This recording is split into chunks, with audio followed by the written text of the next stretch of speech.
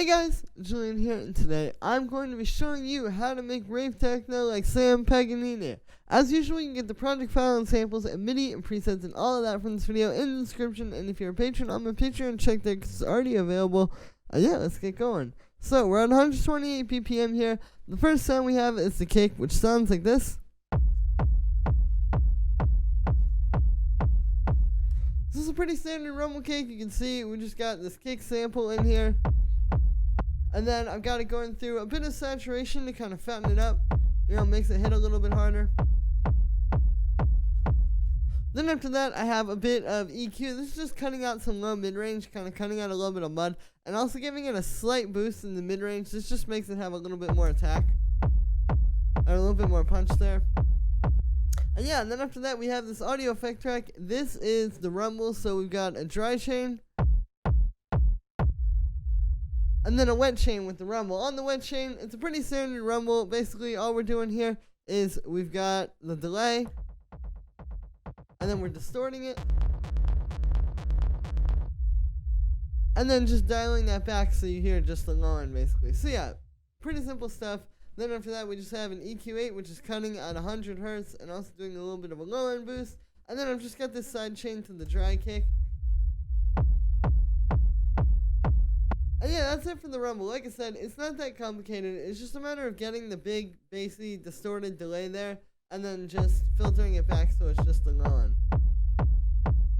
But yeah, so then after that, we've got this EQ just cutting out some low mid-range. Then I have a drum bus. This is helping to kind of glue the rumble to the kick. Here's without this. And then with it, so you can hear, yeah, this really makes it like one thing. Then after that, the last thing we have on here is just this last EQ8, which is cutting out some low mid-range, as well as giving a low-end boost. And then it's also boosting the mid-range here. This mid-range boost is really good for the punch. If I turn this off, and then I'll turn it on, you can hear it's just making it like, you know, hit a little bit harder like that. And yeah, that is it for the kick. Next thing we have here is this clap, which sounds like this.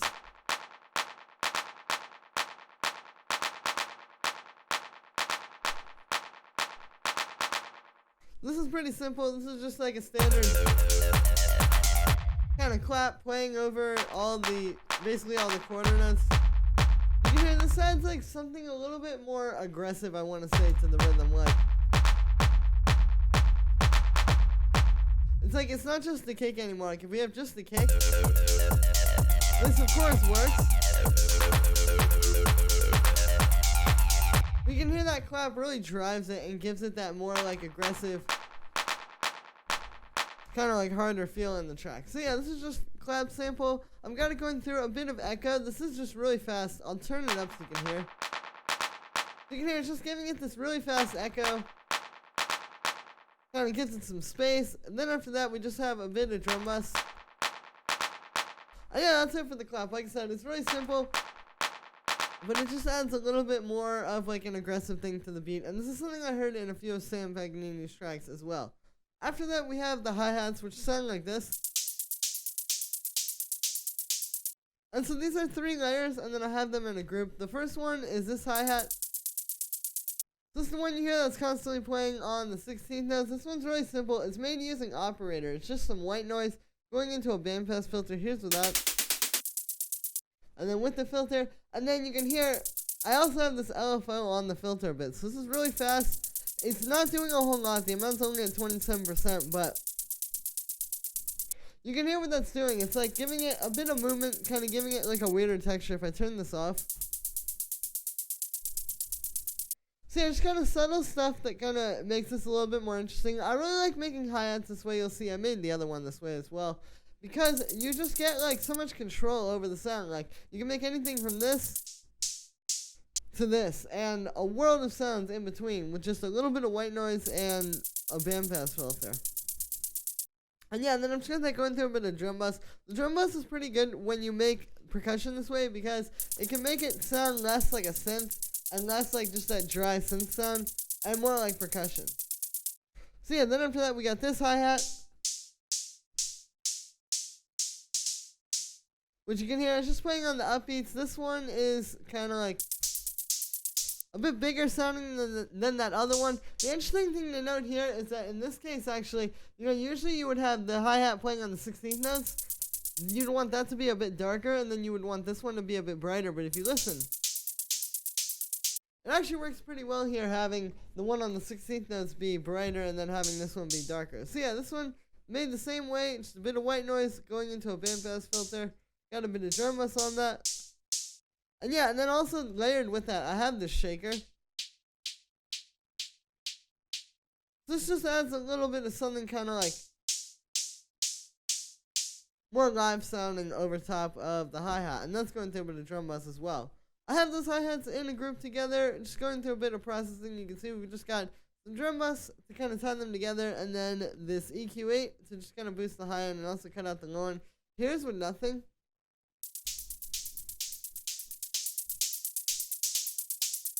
And then with everything. So you can hear what the difference that this makes in terms of making everything hit a bit harder and just making these hi-hats really stand out in the mix. So yeah, and then after that we've got the 303, which sounds like this.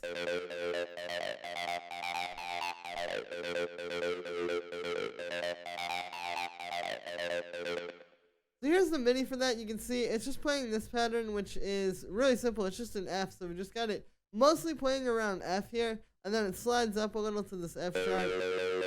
There's also an F down here.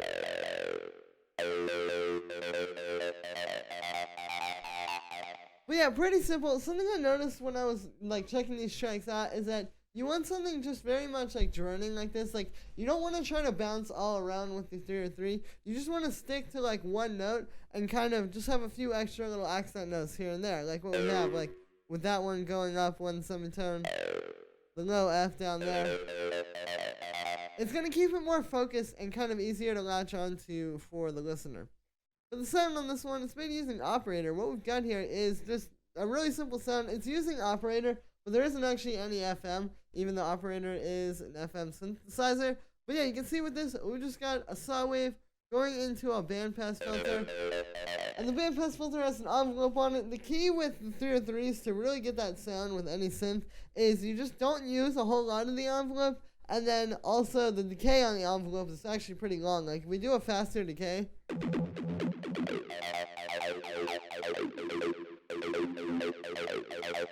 it just doesn't really sound like a 303, but when you give it that longer decay, there we go. And then same thing with the envelope. Because this is a bandpass filter, if you put the envelope too high, it doesn't really sound like a 303. So the key here is just to keep it down a little bit lower. I've got the filter set like this. We've got the frequency being automated, so that's something. Just giving some movement throughout the track. If we just put this in one place, it's a little bit more boring, but if we turn this on, there we go. So it's constantly moving throughout the track, keeping the sound exciting. That's the thing with the 303. Obviously, if you have this really repetitive pattern, that's cool, but you need to move stuff around that so that it's not just like a repetitive thing, playing the same note the whole way through with the same place on the filter. Instead, this way, it gives it some movement and mixes it up. After this, we have this amp. This is just kind of distorting the sound and giving it more harmonic content. Here's without it. And then with it. So obviously you can hear, this is really important for getting that like proper 303 sound. Like, you can't just get that just out of the synth. As you can hear, like, this does kind of sound like a 303. But when you add this, it just takes it and like gives it that really crunchy texture. So yeah, this is how you do it basically, is you get a saw wave, put it through a bandpass filter. You could also use a square wave, as you can hear.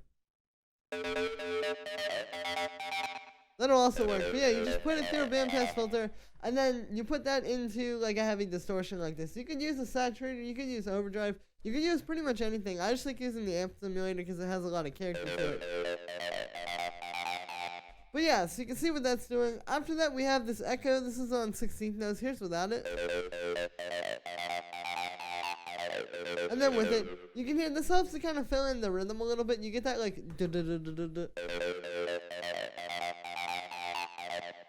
you get that happening like over top of it. And I feel this really helps to bring it to life and make it not just feel like it's kind of like flat. After that, we have a bit of reverb. Here's without that. And then with it, so this is subtle. This is just adding a little bit more space to the sound. It's really just kind of adding to what the echo is doing. It's not meant to be like its own super long reverb or anything like that. After that, we have a bit of drum bus. This just fattens the sound up, kind of brings it all together. Here's without it. And then with it, so yeah, you can hear it just kind of fills it out, makes it feel more like a full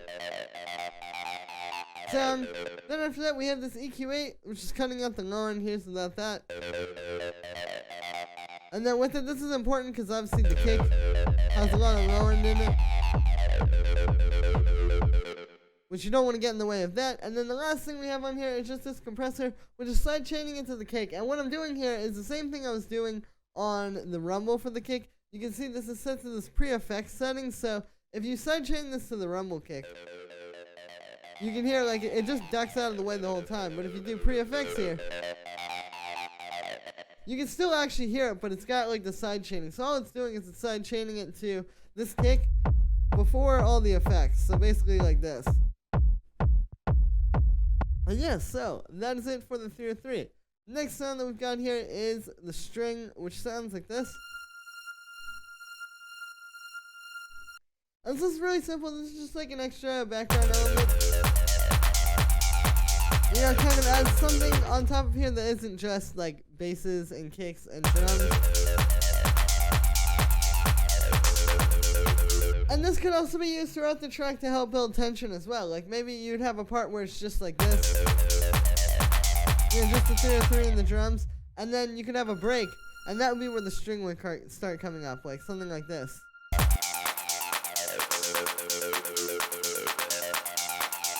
And then when the drop comes back,